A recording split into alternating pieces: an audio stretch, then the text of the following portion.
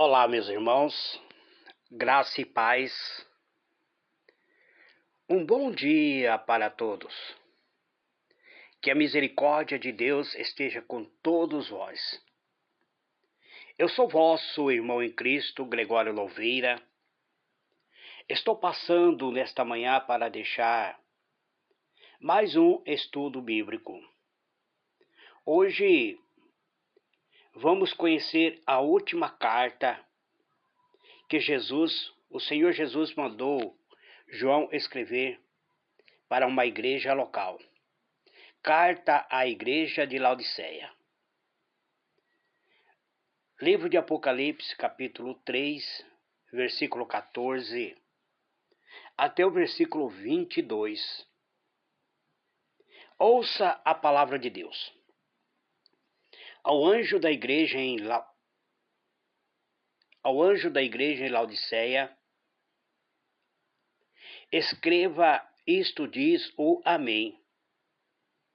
A testemunha fiel e verdadeira, o princípio da criação de Deus. Conheço as tuas obras, que nem esfrio, nem quente. Quem dera fora frios ou quente. Assim, porque és morno, e não és quente nem frio, vomitar-te-ei da minha boca.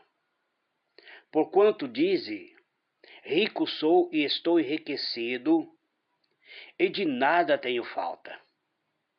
E não sabes que és um coitado, e miserável, e pobre, e cego, e nu. Aconselho que de mim compres ouros refinado no fogo, para que te enriqueça, e veste branca para que te vista, e não seja manifesta a vergonha da tua nudez. E colírio a fim de ungir os teus olhos, para que vejas. Eu repreendo e castigo todo quanto amo. Sê, pois, zeloso e arrependa-te. Eis que estou à porta e bato. Se alguém ouvir a minha voz e abrir a porta, entrarei em sua casa, e com ele cearei, e ele comigo. Ao que vencer, eu lhe concederei que se assente comigo no meu trono. Quem tem ouvido, ouça o que o Espírito diz às igrejas. Muito bem, amados, diletos irmãos, chegamos ao final do capítulo 3 do livro de Apocalipse. Eu gostaria de tecer um breve comentário acerca da carta escrita para a igreja de Laodiceia. O Senhor Jesus manda João escrever ao anjo da igreja que está em Laodiceia. E ele diz, escreva o seguinte. Jesus diz, esta é a mensagem do Amém, ou seja, do final, da testemunha fiel e verdadeira, daquele que por meio de quem Deus criou todas as coisas. Então Jesus se identifica como sendo o princípio da criação, sendo toda a criação criada por meio dele. É o que está no livro de João, no capítulo 1, onde diz que no princípio ele era o Verbo era Deus, o Verbo estava com Deus, sem ele nada do que foi feito se fez. Então nós vemos que Jesus manda escrever esta carta para uma igreja, e é o líder desta igreja. Então já no primeiro século, Laodiceia era conhecida como uma cidade próspera, uma cidade rica economicamente, era uma cidade independente, era um importante centro bancário e também havia muitas fábricas textil. Essa carta é uma prova irrefutável da grande influência, neste caso negativa, que as condições socioeconômica e política da sociedade pode exercer sobre a igreja que nela está. Então, a igreja pode ser influenciada de uma maneira negativa no local que muitas vezes ela se coloca. Em Laodiceia, Jesus encontrou e denunciou o fenômeno generalizado de adaptação aos valores prevalecente na sociedade rica, numa sociedade consumista, numa cidade imoral, inclusive numa época em que se dava tanto valor aos valores éticos da vida cristã na sociedade. Jesus diz assim: vocês dizem, somos ricos. Então era uma cidade onde a igreja também era próspera, onde havia grandes templos, templos luxuosos, onde a igreja ostentava a riqueza. Em vez de viverem segundo o reino de Cristo, muitos nesta comunidade viviam satisfeitos com as bênçãos materiais e conquistas sociais. Então os cristãos ali eram bem-sucedidos material e socialmente, não se dando conta de sua pobreza e infelicidade. Ou seja, havia uma pobreza espiritual. Havia ostentação de matéria, de riqueza material, mas pouco conhecimento espiritual, o que é indicativo de uma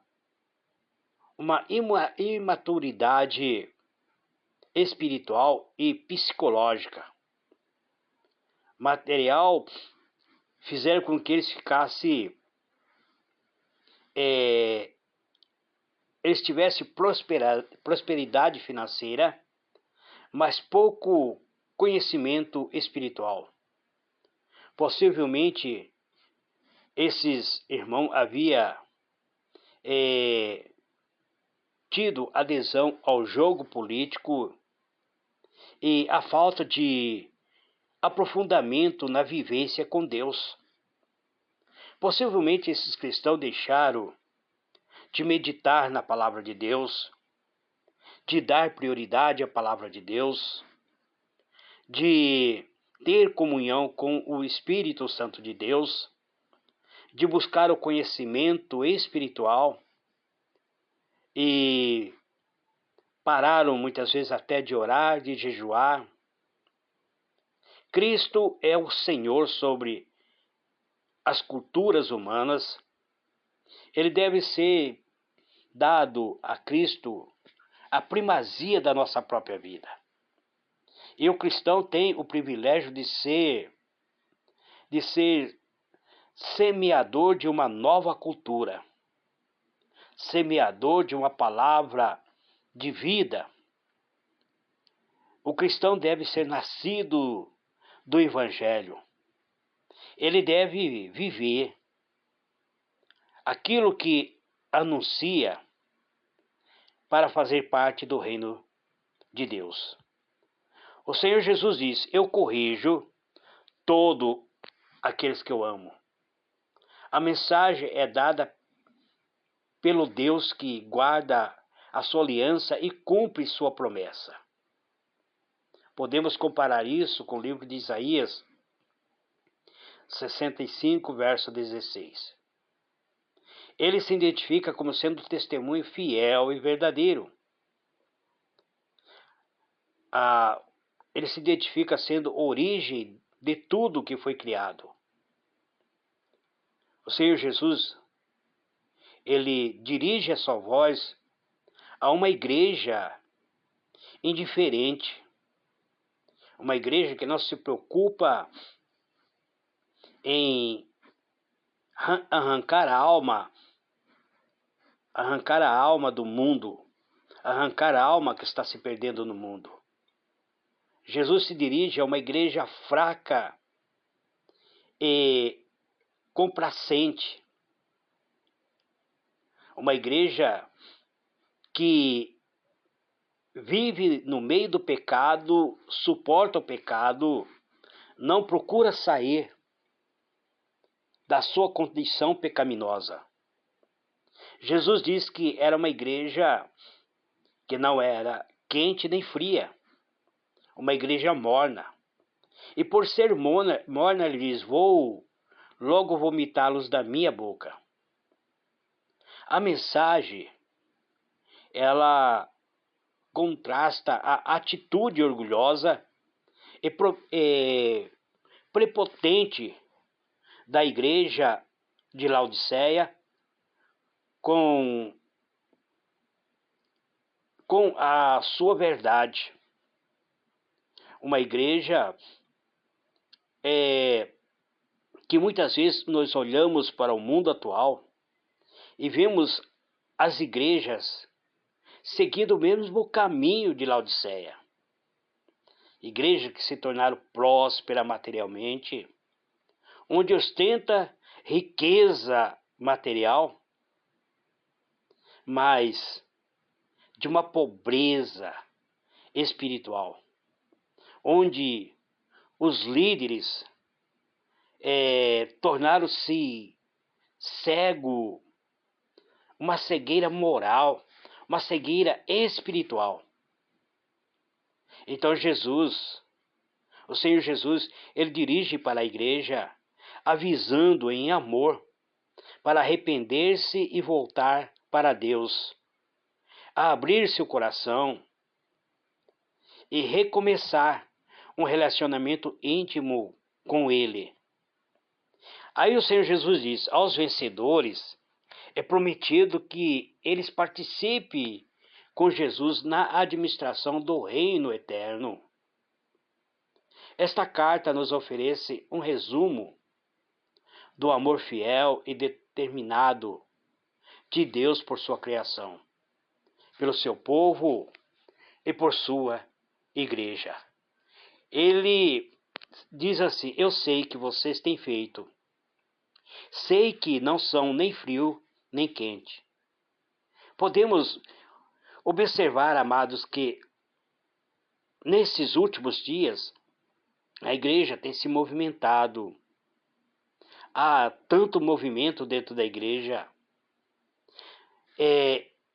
em busca de uma riqueza material, mas que se tornaram frio em amor. Aí Jesus diz: como gostaria que fosse uma coisa ou outra, mas porque não são, porque são apenas morno, nem frio nem quente, vou logo vomitá-lo da minha boca. Vocês dizem: somos ricos, estamos bem de vida, e temos tudo o que precisamos, mas não sabe que são miseráveis, infelizes, pobres, nus e cegos. Portanto, aconselho que compres de mim ouro puro, para que sejam de fato ricos, e compre roupas brancas para se vestir e cobrir a sua nudez. Para cobrir a sua nudez vergonhosa. Compre também colírio para os olhos, a fim de que possam ver. Então, esta igreja, eles ostentavam roupas de luxo, ostentavam riqueza material, mas era uma igreja que estava no UTI espiritual, estavam cegos, estavam doentes, não conseguia mais subir ao coração deles a mensagem de Cristo. Então, para que sejam de fato ricos, disse ele, então compre ouro de mim. Nossa presença no mundo pode espalhar a vida de Cristo. Nossa presença no mundo, ela é simbolizada na veste branca, ou seja, da pureza. Nossa visão da vida pode refletir os valores do reino de Deus. Se nossa visão estiver distorcida, nós estaremos também distorcendo os valores do reino de Deus. A palavra de Deus é o colírio que nos cura. A palavra de Deus tem o poder de nos dar visões. Ela nos cura das visões distorcidas sobre nós mesmos e sobre a sociedade. A palavra de Deus tem o poder de transformar nosso estilo de vida, de modo a refletirmos a imagem e a semelhança do Criador. Todos precisamos de Deus e de nos arrepender dos nossos pecados. Quem não reconhece os seus pecados, quem não reconhece as suas carências, acaba se enganando com a riqueza falsa do materialismo. O Senhor, através da fé, nos dá uma nova visão. O Senhor Jesus, ele é fiel ao Pai. Ele é submisso à sua vontade e assim conquistou a vitória. Ele diz: eu corrijo e castigo todos os que amo. Portanto, leve as coisas a sérias e se arrependa. Escute, eu estou à porta e bato. E se alguém ouvir a minha voz e abrir a porta, eu entrarei na sua casa e nós jantaremos junto. Veja bem, Jesus está falando que ainda há tempo, ele está na porta. Quanta gentileza, quanta sensibilidade tem o nosso Senhor. Ele nos busca sabendo da nossa condição alienada, equivocada, esperando que nós venhamos nos arrepender. Ele quer nos dar a vida eterna. Os cristãos de Laodiceia tinham boas vidas, mas vidas espiritual medíocre. Jesus pode partilhar de nossa intimidade pessoal e familiar, desde que o recebamos. Ele jamais nos forçará a aceitá-lo. Ele se coloca na porta dos nossos corações esperando que nós venhamos abrir, mas ele jamais invadirá nossa vida. Mas faz um convite para o arrependimento, para que venhamos aceitar a salvação, para termos comunhão eterna. Aos que conseguirem a vitória, diz ele, eu darei o direito de assentarem-se ao meu lado do meu trono, assim como eu consegui a vitória e agora estou sentado ao lado do trono do meu Pai. Portanto, se vocês têm ouvido para ouvir, então ouça o que o Espírito de Deus diz às igrejas.